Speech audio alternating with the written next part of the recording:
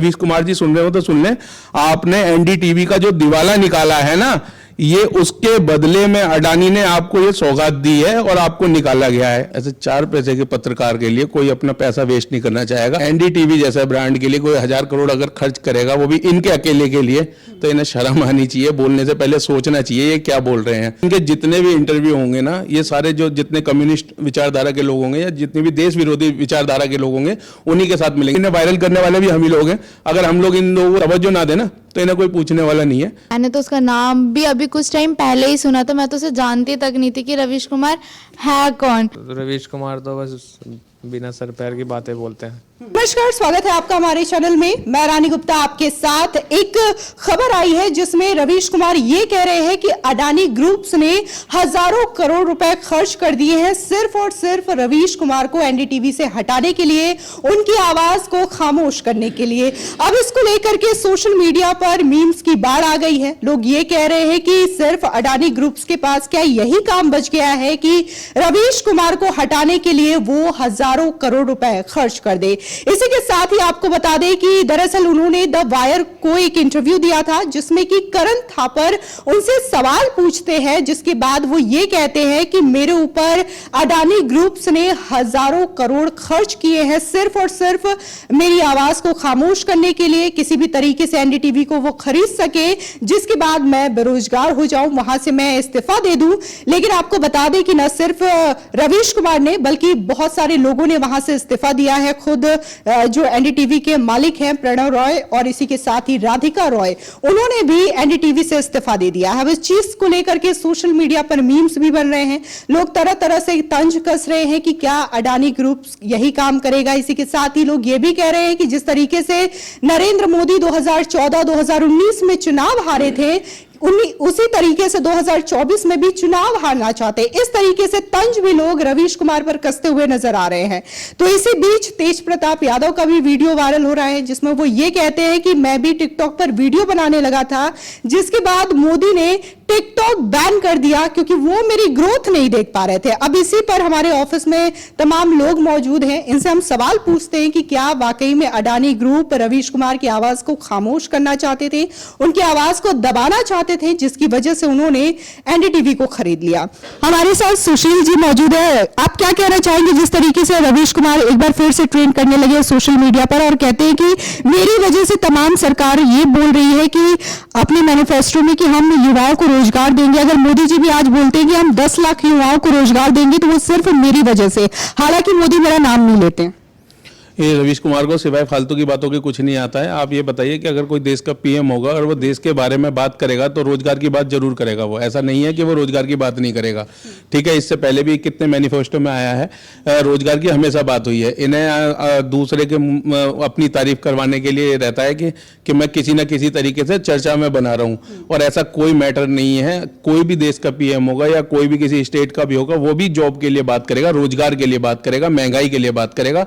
ये रवीश कुमार कोई नए नहीं आए कि मतलब इन्होंने बोला है तो वो कर रहे हैं। ये इससे पहले भी होता था।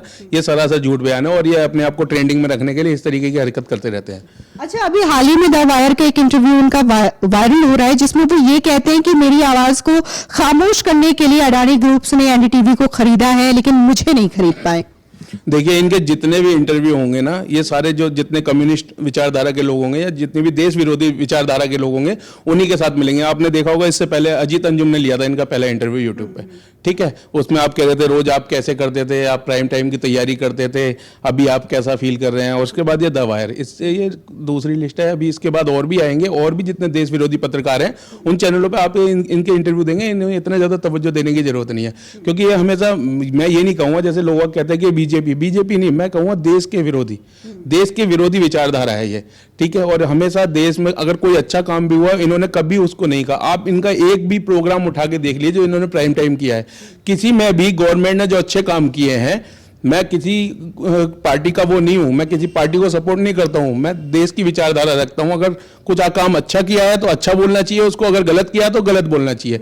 ये नहीं होना चाहिए कि नहीं मैं मोदी ये मोदी वो, ऐसे पानी पी पी के कोसने से ये अपने आप को ना आजकल अकेलापन फील कर रहे होंगे, इसलिए अपने दोस्तों को बुला रहे हैं, कभी द वायर वाले को बुला रहे हैं, कभी अजीत अंजुम को बुला रहे हैं, कभी किसी को बुला रहे हैं। घर बैठे बैठे बोर हो होंगे। पहले तो कोसने की सैलरी मिलती थी, अब कोसने की कोई सैलरी तो मिलेगी नहीं, कोस पाएंगे नहीं।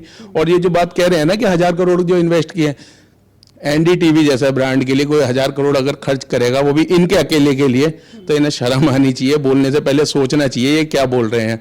जिस चैनल की इतने फैन फॉलोइंग नहीं है, अगर कोई बंदा इन्वेस्ट करता है तो वो इस चीज को इन्वेस्ट करता है कि मैं आगे इससे कुछ कमाऊंगा, ठीक है। और वो अडानी तो एक बिजनेसमैन है, उसने खरीदा है। जब आपने एनडीटीवी में, रवीश कुमार जी सुन रहे हो तो सुन लें, आपने एनडीटीवी का जो दिवाला निकाला है ना, ये उसके बदले में अडानी ने आपको ये सौगात दी है और आपको निकाला गया है। आप ये चीज समझ लीजिए। अडानी को पहले, आप मोदी को अडानी को पहले भी कोसते थे, ये कोई नया मैटर नहीं है आपका कोसने का। आज आप नए तरीके से कोस रहे हैं। उनके पास इतना टाइम नहीं है तुम्हारे जैसे 4 पैसे के पत्रकार के लिए अपना टाइम वेस्ट करेंगे। वो एक बिजनेसमैन है। आपका चैनल घाटे में था, आपके चैनल को खरीदा गया है और ये लीगल तरीके से खरीदा गया, तो आप ये नहीं कह सकते कि मेरे ऊपर वो खर्च करा है। आप अपने आप को बेकार में चर्चाओं में बने रहना चाहते हैं, इसलिए अब ये यूट्यूब पे जो कम्युनिस्ट विचारधारा के लोग हैं उन्हें इंटरव्यू दे के वायरल हो रहे हैं, और कुछ नहीं। और इन्हें वायरल करने वाले भी हम ही लोग हैं। अगर हम लोग इन लोग तवज्जो ना देना तो इन्हें कोई पूछने वाला नहीं है। आप देखा होगा आपने एनडीटीवी पे भी इनकी कितनी फैन फॉलोइंग थी। जो भी फैन फॉलोइंग थी इनकी, वो भी सारे जो देश के विरोधी विचारधारा वाले लोग हैं उनकी थी। और उनके अलावा कोई भी सनातनी या कोई भी जो राष्ट्र की विचारधारा से इत्तेफाक रखता है, आप एक भी मुझे फैन बता दीजिए जो देखता हो इनका टीवी। ये तो बेकार की बातें हैं सरासर, कोई बात नहीं है इनका। अच्छा, जब इन्होंने इस्तीफा दिया था एनडीटीवी से, तब एक बात और भी ज्यादा कही जा रही थी कि एनडीटीवी को लेकर के अडानी ग्रुप के साथ इसकी जो डीलिंग है वो अगस्त महीने से ही चल रही थी। लेकिन रवीश कुमार ने अभी इस्तीफा क्यों दिया, और अब ये कहते हैं कि मुझे खरीदने की कोशिश तो बहुत की थी लोगों ने, करोड़पति ने, सेठ जी ने। वो ऐसा बोलते हैं कि सेठ जी ने मुझे खरीदने की कोशिश बहुत की, लेकिन वो खरीद नहीं पाए। मैंने कहा ना अभी, ऐसे 4 पैसे के पत्रकार के लिए कोई अपना पैसा वेस्ट नहीं करना चाहेगा। अडानी एक बिजनेसमैन है, उसे पता है कि अगर कोई बिजनेस में इन्वेस्ट करता है तो उसे पता है जहां उससे कुछ ग्रोथ मिलेगी उसे वो वहां इन्वेस्ट करेगा। इन जैसे पत्रकारों पर इन्वेस्ट नहीं करेगा जिसकी मानसिकता ही टोटली देश के विरोधी हो गई है। और मैं नहीं कहता, आप ये देख लीजिए, कांग्रेस ने 70 साल शासन किया है, कांग्रेस के सपोर्ट में इन्होंने कितने वो चलाए हैं। जेएनयू का देख लीजिए आप, इनके पत्रकारों को या इससे रिलेटेड उस दिन जावेद अख्तर का भी देख रहा था जब बात हो रही थी, जब वो आरएसएस को जो बताया गया था, संगठन बताया गया, उससे तालिबान से तुलना की गई थी। तो ये सारे ऐसे ही इंटरव्यू करते हैं, इनकी मानसिकता ऐसी ही है, ठीक है। और इसका कुछ नहीं होना है। और ये बस हम लोग जबरदस्ती इन पर न्यूज बना बना के इन लोगों को और अप कर रहे हैं। बाकी इनकी कोई हैसियत नहीं है और इनकी विचारधारा भी ऐसी नहीं है कि इनके बात करी जाए इनके बारे में। अच्छा, एक बात और अजीत अंजुम के इंटरव्यू में इन्होंने कही थी और कहा था कि मैं इतना ज्यादा मोदी का विरोध करता हूं, मैंने सोचा नहीं था कि लोग टीवी देखना बंद कर देंगे। टीवी देखना बंद कर देंगे? तुम्हारे खुद के प्रोग्राम की वजह से कोई नहीं देखता है, तुम्हें टीवी देखना क्यों बंद कर देगा आदमी? जो अच्छी चीजें हैं वो देखेगा, इनके कहने से कौन बंद कर देगा? स्टार्टिंग में काफी टाइम हो गया, मैंने भी एक वीडियो करा था, वे कह रहे थे आप अपने केबल ऑपरेटर से कहें हम सपोर्ट करते। पीछे ही जब हुआ था, जब एनडीटीवी को केबल ऑपरेटर ने न्यूज की लिस्ट से हटा दिया था। आपका कुछ कंटेंट ही नहीं है ऐसा, आपको कोई पूछता नहीं है, आपके पास पैसे नहीं है उसे सब्सक्रिप्शन देने के लिए लोगों को।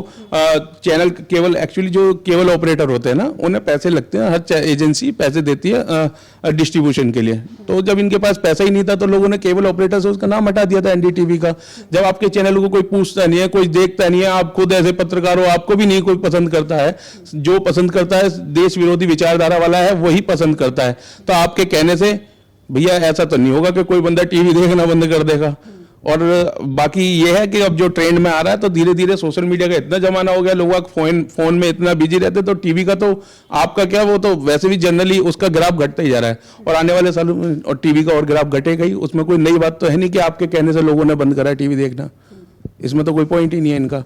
मैं कह रहा हूँ ना, ये सिर्फ बेकार की बातें करते रहते हैं, बेकार की बातें करके, बेफिजूल की बातें करके अपने आप को ट्रेंड करवाना आता है और कुछ नहीं आता है। और अभी ये 2 इंटरव्यू है, अभी आप देखिए, अब आगे देखते जाइए, इनकी फहरिस्त और लंबी होती जाएगी और ऐसे ही कम्युनिस्ट इनके भाईबंद हैं जो उनके इंटरव्यू लेते रहेंगे और ऐसे ही वायरल करते रहेंगे। हाँ, मैं सोचने वाली बात है, हम ऐसे फालतू लोगों पर समय ना वेस्ट करें और अपने जो देश के विकास के काम है उन्हें दिखाएं, जो सरकारी कमियां हैं वो दिखाएं, और वो दिखाएंगे तो ज़्यादा बढ़िया रहेगा। ऐसे फालतू लोगों पर ध्यान देने की कोई जरूरत नहीं है मेरे हिसाब से। तो हमारे साथ बबली मौजूद हैं। बबली, आप क्या कहेंगी रवीश कुमार को लेकर के? वो बोल रहे हैं कि मेरे ऊपर बहुत सारे पैसे खर्च किए गए हैं ताकि मेरी आवाज को दबाई जा सके। मैंने तो उसका नाम भी अभी कुछ टाइम पहले ही सुना था, मैं तो उसे जानती तक नहीं थी कि रवीश कुमार है कौन। और रही बात उसको खरीदने की 1000 करोड़ में, तो मुझे नहीं लगता कि कोई अडानी हो या कोई भी हो, मोदी हो अडानी हो, कोई उस पर 1000 करोड़ इन्वेस्ट करेगा कि सिर्फ वो मोदी के खिलाफ ना बोले। मोदी के खिलाफ बहुत सारे लोग बोलते हैं, सिर्फ वो पर्टिकुलर नहीं है कि रवीश कुमार ही बोल रहा है मोदी के खिलाफ, बहुत लोग बोलते हैं। अब जरूरी तो नहीं ना हर किसी का मुंह बंद कराने के लिए हर किसी को पैसे देने पड़े या कुछ करना पड़े, तो इसीलिए। और रही बात 1000 करोड़, तो मेरे को नहीं लगता कोई इन्वेस्ट करेगा उस पे रवीश कुमार। अच्छा, अभी हाल ही में अजीत अंजुम को भी एक इंटरव्यू दिया था उन्होंने उनके यूट्यूब चैनल पे, और वो कहते हैं कि मेरा पॉपुलर होना मेरे लिए सबसे बड़ी खराबी हो चुकी है। आप कह रही हैं कि आप उन्हें पहचानती तक नहीं है। ऐसा जरूरी नहीं कि पॉपुलर होना हर कोई जरूरी नहीं कि हर पॉपुलर को पहचाना। मुझे नहीं पता कि वो कितना पॉपुलर है या नहीं है, बट मैं नहीं जानती उसको ना, मैंने आज तक उसे मतलब उसका कोई शो भी नहीं देखा मैंने एनडीटीवी पे। अच्छा, मेरे साथ ऋषभ मौजूद हैं। ऋषभ, जैसे बबली ने कहा है कि वो हमेशा से मोदी के खिलाफ बोलते रहे, लेकिन अगर हम आंकड़ा उठा करके देखें 2014 का इलेक्शन, लोकसभा का चुनाव जिसमें कि बड़ी मार्जिन के साथ बीजेपी ने जीत हासिल की थी, 2019 में भी यही चीजें देखी गई, असेंबली इलेक्शंस में भी यही चीजें देखी जाती है। तो क्या रवीश कुमार का बीजेपी के खिलाफ बोलना, मोदी के खिलाफ बोलना कोई इम्पैक्ट डालता है? नहीं, कोई इम्पैक्ट नहीं डालता। रवीश कुमार तो बस बिना सर पैर की बातें बोलते हैं, बाकी तो उसके बारे में मेरे को कुछ ज़्यादा पता नहीं है। वो अभी कुछ दिनों पहले ही ज़्यादा आया जब अडानी ने खरीदा एनडीटीवी, उसके बाद से ये आया कि रवीश कुमार का क्या हो रहा है, सब पीछे पड़े हुए हैं कि ये चला जाएगा, वो आएगा। ये वैसे रवीश कुमार जितना भी अजीत अंजुम के शो पे कह ले या फिर जिस तरीके से करण थापर के शो में उन्होंने कहा कि उनका पॉपुलर होना उनके लिए बहुत बड़ी समस्या का सबब बन गया है, लेकिन ज्यादातर लोगों ने तो ये तक कह दिया है कि हम रवीश कुमार को जानते तक नहीं थे। कुछ दिनों पहले जब इस्तीफे को लेकर के, एनडीटीवी को लेकर के हमने सर्च किया, तब हमें रवीश कुमार के बारे में पता चला। आपको बता दें, कई बार उन्होंने मोदी सरकार का इतना ज्यादा विरोध किया है, इतनी ज्यादा उनके खिलाफ नफरत वाले न्यूज चलाए थे कि कई बार जो गलत न्यूज होते थे वो भी उन्होंने चलाए थे। हाल ही में देखने को मिला था कि सुप्रीम कोर्ट ने तमिलनाडु सरकार को फटकार लगाई थी सफाई कर्मियों को लेकर के, जो एक याचिका दायर की गई थी, लेकिन रवीश कुमार ने अपने शो में यह कहकर चलाया कि ये मोदी सरकार है जो कि सफाई कर्मियों को लेकर के सुप्रीम कोर्ट पहुंच जाती है और इस तरीके से बातें करती है। जिसके बाद उन्होंने, जब ये काफी ज्यादा मांग उठने लगी थी कि मोदी सरकार के खिलाफ ये गलत न्यूज कैसे दिखा सकते हैं, तब उन्होंने फेसबुक पर माफी भी मांगी थी। फिलहाल इस तरीके से रवीश कुमार का जो ट्वीट है, जो उनके बयान है, काफी ज्यादा वायरल होते रहते हैं, लेकिन इसके बावजूद उतना ही ज्यादा फायदा बीजेपी को मिलता है, उतना ही ज्यादा फायदा मोदी को भी मिलता है, जिसकी वजह से चाहे वो फिर लोकसभा इलेक्शन हो, विधानसभा इलेक्शन हो, बार बार उनकी सरकार बनते हुए हर स्टेट में दिखाई देती है।